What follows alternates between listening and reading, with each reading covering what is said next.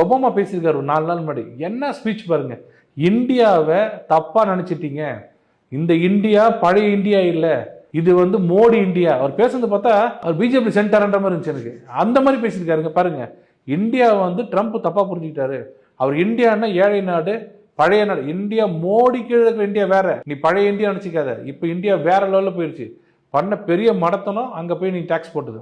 India வந்து turn ஆகுது வேற மாதிரி. இப்ப இருக்கிற தலைவர் வந்து இந்தியாவுக்காக எதையும் செய்யக்கூடிய தலைவர். அவரை நீ பகச்சிக்க கூடாது. இன்னொன்னு, எதிரியோட பலம் தெரியாம அவரை டச் பண்ணா எவெல்லாம் சேருவாங்கன்னு கூட தெரியாம இருக்கிற நீ நினைச்சிட்டு இருக்கிற சைனாவும் இந்தியாவும் சேர மாட்டாங்கன்னு. சேர்ந்துட்டாங்களே, இப்ப என்ன பண்ண போறீங்கன்னு முடிக்கிறீங்க. இப்ப அந்த மாதிரி சொல்றாங்களே.